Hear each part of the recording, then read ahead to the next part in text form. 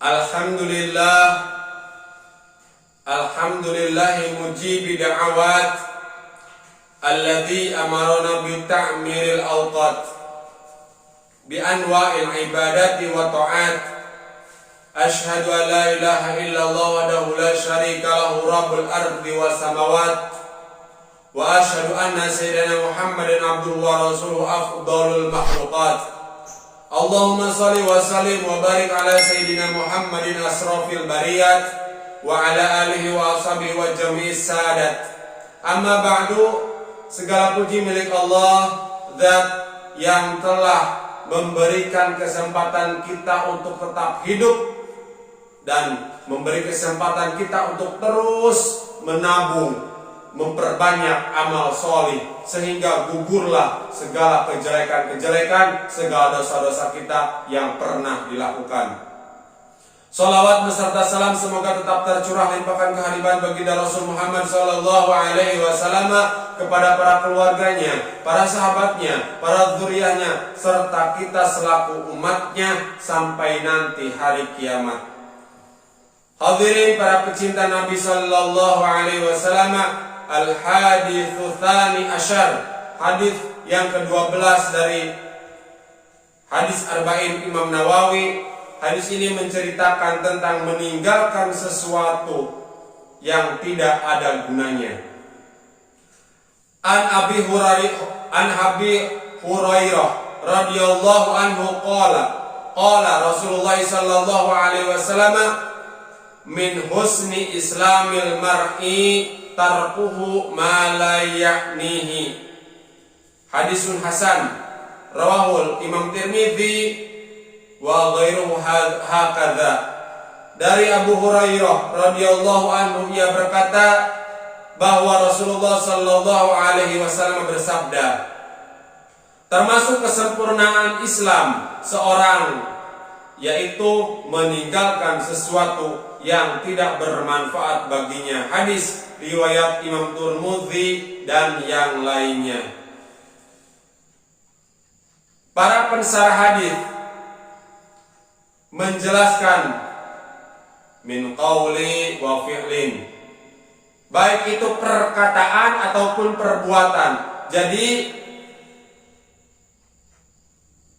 meninggalkan sesuatu yang tidak bermanfaat itu min qaulin wa fi'lin, perkataan juga perbuatan.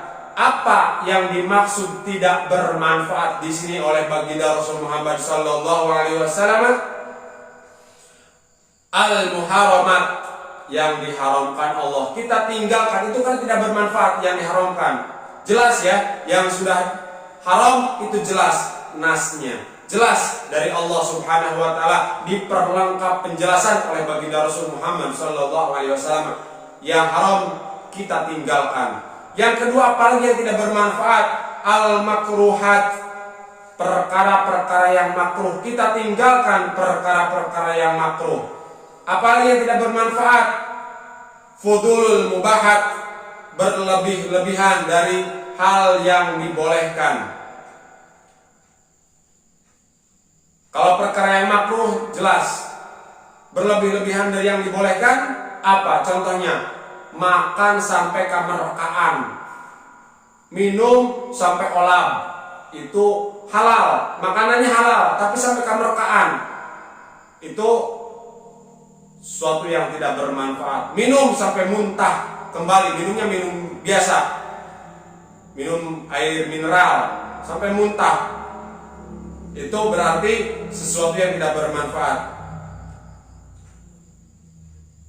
Hadirin para pecinta Nabi sallallahu alaihi wasallam, ada hal yang tidak bermanfaat di dunia juga di akhirat. Ada yang bermanfaat di dunia dan di akhirat. Kita dianjurkan untuk berbuat yang bermanfaat. Berbuat yang bermanfaat di dunia bahkan sampai ketemu di akhirat. Contohnya apa? Membantu orang dalam kesusahan, membantu orang dalam musibah. Bersedekah itu membantu di dunia juga di akhirat. Ada sesuatu yang bermanfaat itu di akhirat saja. Membaca Al-Quran, membaca sholawat, membaca zikir, dan ibadah-ibadah yang langsung. Ada bermanfaat itu di dunia dan membawa kebahagiaan di akhirat. Perkara yang dibolehkan dan diniatkan untuk ibadah kepada Allah. Dibolehkan makan yang halal itu dibolehkan.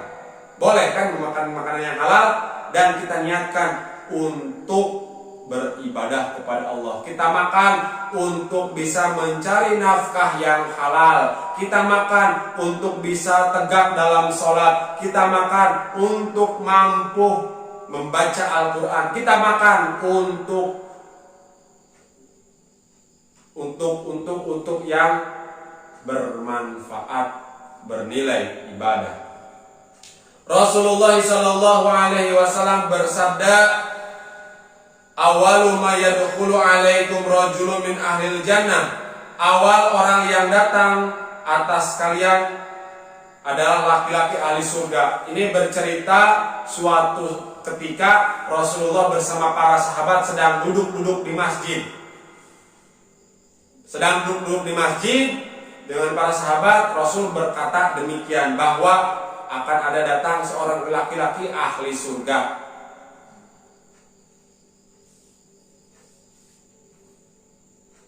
Fadakhala Abdullah ibnu Mas'ud. Fadakhala Abdullah ibnu Salam. Setelah Rasul berkata seperti itu, bersabda seperti itu, datanglah masuk ke masjid seorang, yaitu Abdullah ibnu Salam. Faqala ilaihi nas fa akhbaru wa qalu la. Maka berdirilah orang-orang ada di masjid menyambut kedatangan Abdullah bin Salam. Dan orang-orang yang ada di masjid menyampaikan, "Ya Abdullah bin Salam, tadi Rasulullah sallallahu alaihi wasallam mengatakan bahwa engkaulah ahli surga." Karena kata Rasul, akan datang seseorang ke masjid ini, dialah ahli surga. Yang datang itu engkau, berarti engkau dikatakan ahli surga. Akhbirna bi ausati amalik fi nafsik. Ya Abdullah bin Salam, kabarkan kepada kami, beritahu kami amalan apa yang paling engkau percaya, yang paling engkau sering lakukan, sehingga engkau disebut sebagai ahli surga, kata Rasul. Qala inna amalila dhaif. Sesungguhnya amalku itu dhaif, lemah, kata Abdullah bin Salam. Amalku itu tidak banyak. Wa usaku ma arju bihi salamatus sadri wa tarki ma la ya'nini. Amal yang paling sering aku lakukan, amal yang paling aku andalkan, amal yang paling aku pegang, kata Abdullah bin Salam, ada dua hal. Pertama, hatiku selamat dari bermaksud jahat dengan orang Islam. Tidak ada niat sedikit pun untuk menyakiti orang Islam dengan lisan, dengan perbuatan, mencemooh, memfitnah, menghasut orang lain untuk benci kepada orang lain. Tidak, kata Abdullah bin Salam. Hatiku terbebas dari itu, apalagi untuk memukul, menyakiti secara fisik. Saya tidak ada itikan sedikit pun. Hatiku selamat dari bermaksud seperti itu. Dan yang kedua, kata Abdullah bin Salam, aku meninggalkan sesuatu yang tidak bermanfaat baik untuk diriku sendiri. Dia tidak pernah melakukan sesuatu yang tidak bermanfaat. Semua yang dilakukan adalah bermanfaat untuk Abdullah bin Salam. Rasulullah sallallahu alaihi wasallam bersabda, "Idza ahsana ahadukum islama faqulu hasanatin ya'malu wa tuqtabu bi asri amthaliha ila sab'imi'ati difin." Apabila membaguskan seorang kamu akan Islamnya, orang ini setiap yang tidak bermanfaat ditinggalkannya, baik perkataan maupun perbuatannya, maka orang ini jika beribadah pahalanya dilipat gandakan Allah dari 10 sampai 700. Kalau orang ini beribadah tidak bisa meninggalkan sesuatu yang tidak bermanfaat, berarti ibadahnya hanya 10. Misalkan yang lain bangun malam untuk sholat malam, dia bangun untuk nonton bola, sesuatu yang tidak bermanfaat. Kalau beribadah 10 saja cukup. Tapi kalau meninggalkan sesuatu yang tidak bermanfaat, 700 pahalanya. Imam Hasanul Basri berkata, min alamati iradillah anil abdi ayaj'ala subulahu fi malayani. Tanda orang berpaling, tanda Allah berpaling dari seorang hamba, bahwa Allah sibukkan dia pada sesuatu yang tidak bermanfaat. Seorang itu sibuk luar biasa, tapi tidak bermanfaat. Apa saja sibuk. Pegang handphone, sibuk, tapi tidak ada manfaat, tidak ada hasil karya. Atau kegiatan-kegiatan yang lain, dia sibuk luar biasa, tapi tidak bermanfaat. Itu tanda bahwa Allah berpaling dari dirinya. Jika Allah sudah berpaling, ibadah pun akan hambar, ibadah pun tidak akan nyaman, bahkan ibadah pun tidak nikmat, ibadahnya pun tidak manis, ibadahnya tidak ada manis-manisnya gitu. Orang yang dimana Allah berpaling, ibadahnya tidak lagi manis seperti minuman itu. Imam Syafi'i berkata, salah satu tajidu fil aqli. 3 perkara ini menambah akal agar bisa memfilter mana yang bermanfaat, mana yang tidak, karena akalnya bertambah. Apa itu yang 3? Kata Imam Syafi'i, mujalasatul ulama, sering duduk dekat dengan orang yang berilmu. Jelas kalau dekat dengan orang yang berilmu akan terbebas dari sesuatu yang tidak bermanfaat. Mengapa? Karena ketika ada suatu permasalahan dalam agama, bertanya kepada ulama akan menambah referensi keilmuan dia, sehingga dia bisa memilih mana yang bermanfaat, mana yang tidak bermanfaat. Maka dekatilah para ulama. Yang kedua, mujalasatu sholihin, dekat dengan orang soleh. Bagaimana tidak kita menjadi orang yang soleh kalau dekat dengan orang yang soleh? Orang yang soleh tidak akan melakukan sesuatu yang tidak bermanfaat. Kita dekat dengan orang tersebut, kita duduk satu majelis dengan orang tersebut, dengan orang soleh tersebut, maka kita akan terbawa soleh. Karena orang soleh tidak melakukan sesuatu yang tidak bermanfaat, maka kita pun akan ikut tidak melakukan sesuatu yang bermanfaat. Yang ketiga, kata Imam Syafi'i, watarkul kalam fi malayani, meninggalkan perkataan yang tidak bermanfaat. Ada sebagian kita orang apa saja diomongkan, ngecebrok baik, meskipun tidak bermanfaat aja segala diomong. Tapi kata Imam Syafi'i, jika kita mau menambah akal, maka tinggalkan perkataan yang tidak bermanfaat. Kebalikan, kata Imam Syafi'i, kebalikan daripada menambah akal, mengurangi akal. 3 perkara juga lawan daripada yang tadi. Jauh dari ulama dan dekat dengan orang bodoh. Jelas kalau dekat dengan orang bodoh, dekat orang dungu, sering duduk dengan orang fasik, maka kita akan kurang akal kita, menurun IQ kita, menurun kecerdasan kita duduk dengan orang bodoh. Yang kedua, akan menurunkan akal itu duduk dengan orang fasik, bukan dengan orang soleh. Orang fasik tidak kenal halal haram, capluk baik orang fasik. Kita pun akan seperti itu, maka akal kita akan tumpul, akal kita akan menurun. Yang ketiga, menurunkan akal itu sering berucap perkataan yang tidak bermanfaat. Hadirin para pecinta Nabi Sallallahu Alaihi Wasallam, dalam kitab Jawahirul Lu'lu'iyah disebutkan, inna kula kalimatin fi malayakni yukafu alaihi al-abdu fil akhirah khamsa waqafat. Suatu kalimat yang kita ucapkan yang tidak bermanfaat di akhirat akan diperiksa 5 pemeriksaan.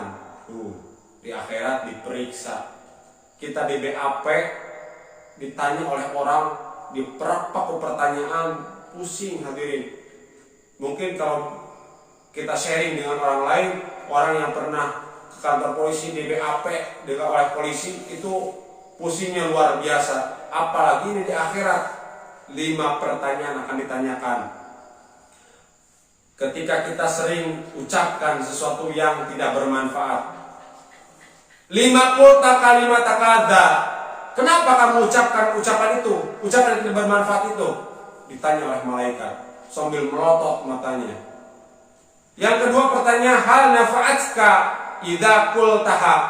Apakah kalimat itu memberi manfaat kepadamu? Kita kan ngulang kalau ditanya seperti itu. Mengapa kamu ucapkan perkataan itu cicing? Ditanya lagi, apakah kalimat itu memberi manfaat bagimu? Beuki ngahulang. Ditanya pertanyaan ketiga, hal daratka law lam taqulha? Apakah kamu akan dalam bahaya ketika kamu tidak mengucapkan perkataan yang tidak bermanfaat itu? Mungkin diancam, mungkin akan dibunuh, mungkin dianiaya. Apakah ada ancaman yang berbahaya jika kamu tidak mengucapkan itu? Diurut daripada pertanyaan yang mudah sampai ke pertanyaan yang sulit. Pertanyaan ketiga, hal sakata? Mengapa kamu tidak memilih diam? Kata malaikat. Yang kelima, hal ja'alta ma kana subhanallah walhamdulillah wala ilaha illallah wallahu akbar? Mengapa kamu tidak berucap saja zikir, berucap saja tasbih, berucap saja kebaikan-kebaikan yang lainnya? Itu pertanyaan yang kalau kita bayangkan itu susah luar biasa dijawab.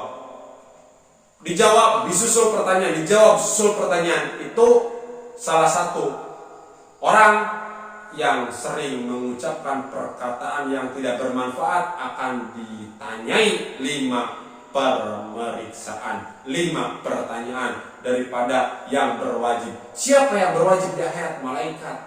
Yang tidak ada belas kasihannya jika kita termasuk orang-orang yang banyak dosa. Qala ba'dul ulama, sebagian ulama berkata, alaman hasanal islamahu sohatul wa masai. Atas orang-orang yang membaguskan Islamnya itu ada usaha-usaha. Orang yang ingin Islamnya menjadi bagus, keislaman menjadi baik, maka ada usaha-usaha. Apa yang dilakukan supaya Islam kita tetap bagus, tetap baik? Kata para ulama, sa'atun yunaji fiha rabbahu. Ada waktu munajat kepada Tuhannya. Kita sisipkan waktu, dan memang harus disisipkan waktu itu. Sholat 5 waktu itu wajib, tidak boleh tidak harus sholat. Karena itu bentuk munajat yang wajib kita sebagai orang hamba kepada Allah. Sholat sunnah yang lain, baca tasbih, baca Quran, baca sholawat. Ada waktu untuk munajat kepada Allah.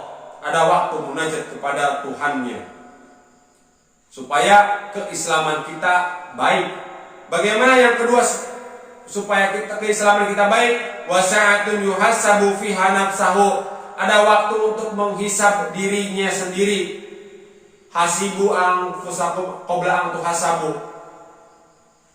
Kita menghisab, kita menimbang, apakah yang tadi saya lakukan itu baik? Apakah jika dosa yang telah dilakukan itu bisa diampuni Allah? Dosa apa saja hari ini, amal baik apa saja yang kita lakukan hari ini? Dihisab diri kita supaya keislaman kita menjadi baik. Wa sa'atun yutafakkaru fi illallah ta'ala. Ada waktu tafakkur tentang ciptaan Allah. Berpikir bahwa ciptaan-ciptaan Allah itu sempurna karena yang menciptakannya maha sempurna. Terus apa lagi? Wasa'atun yu'adil hak hukun. Ada waktu untuk menunaikan hak-haknya sendiri. Wasa'atu su'adil haqqun alaih. Ada waktu untuk menunaikan hak-haknya sendiri. Dia tidak lupa ketika beraktivitas, dia tidak lupa makan. Makan tetap dilakukan, minum tetap dilakukan. Mencari nafkah untuk keluarga tetap dilakukan. Sholat, ibadah yang mahdoh kepada Allah pun dilakukan. Jadi memanage waktu, hadirin para pecinta Nabi Sallallahu Alaihi Wasallam. Orang yang bagus Islamnya, dia tidak berusaha atau tidak melakukan suatu pekerjaan kecuali 3 hal. Wala yas'a illa fi thalathin. Apa yang tidak dilakukan oleh orang yang keislamannya bagus? Tazawudil ma'ad. Kalau bergerak, kalau melakukan aktivitas, gerakannya itu untuk persiapan akhirat, sholat atau ibadah yang lain. Orang yang bagus Islamnya, dia tidak berusaha, dia tidak melakukan pekerjaan kecuali 3. Bergerak, melakukan pekerjaan untuk persiapan akhirat. Al-hirfatil lima'as, mencari penghidupan, mencari nafkah yang halal. Tidak ngahuleng bayi imah, berpangku tangan, tidak mau bekerja, tidak mau berusaha untuk mencari nafkah. Berarti itu orang yang Islamnya belum bagus kalau tidak mau bekerja, tidak mau berusaha. Ya, rezeki kan Allah ngatur, datang sendiri.